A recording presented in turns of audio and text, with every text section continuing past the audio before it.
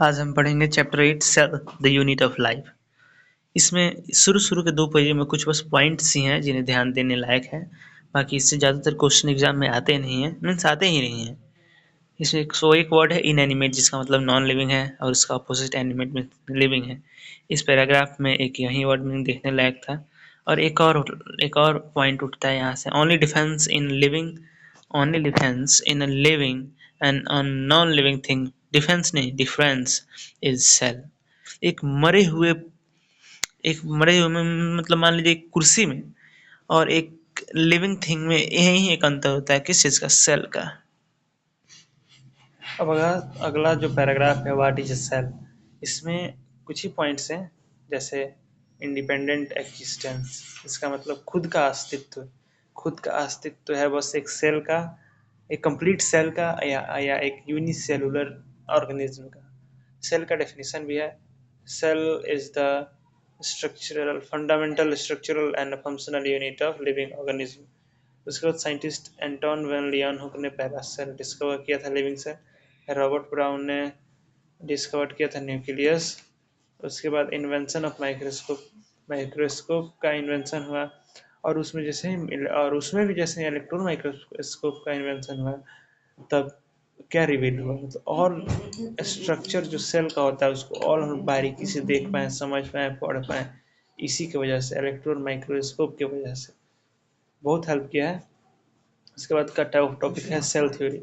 इन 1838 Matthew Schleiden, एक German botanist थे, उन्होंने बहुत सारे प्लांट्स पे स्टडी किया और एक बात कही, all the plant cells are made up of all the plants are made up of different kinds of cells. All the plants are composed of different kinds of cells which form the tissue.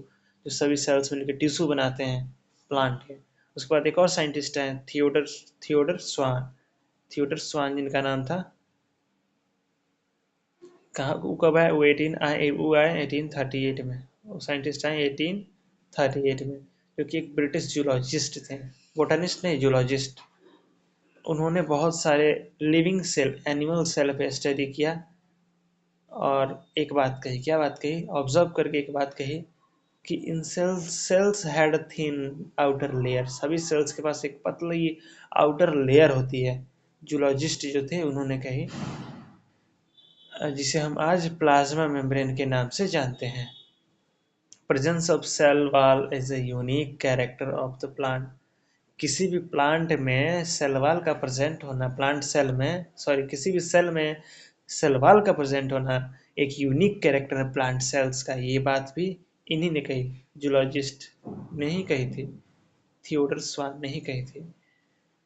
और उसके बाद इन्हीं दोनों की बातें सुनकर स्वान जो scientist एक और आए, उन्होंने एक हाइपोथेसिस, मीन्स होता है कि एक बात कह देना, बस ऐसे ही कह देना, कहीं लिखित प्रमाण ना होना जी। और उन्होंने कहा, bodies of animals and plants are composed of cells and product of sales.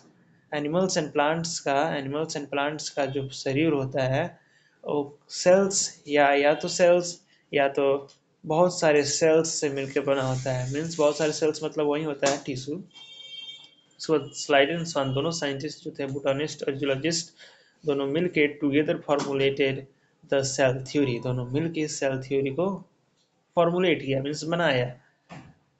लेकिन इसमें एक कमी थी, ये जो सेल थ्योरी थी एक्सप्लेन नहीं करता था कि पुराने सेल, जो नए सेल आते हैं वो किस चीज़ से बनते हैं।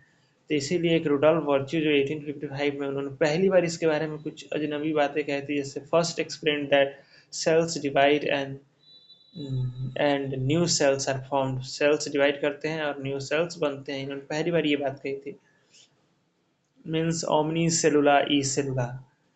उसके बाद इन साइंटिस्ट ने मिलकर ही मॉडिफाइड द हाइपोथेसिस, कही गई बातों को मॉडिफाई किया स्लाइडन एंड स्वान ने, and give a cell theory of final shape, cell theory को एक फाइनल शेप दिया और उन्हें उसे 2 लाइनों में ही गूंथ दिया। पहला लाइन है, all living organism are composed of cells and product of cells. जितने भी जिंदा लिविंग ऑर्गेनिज्म है वो कंपोज्ड ऑफ सेल्स के बने होते हैं या सिंगल सेल के।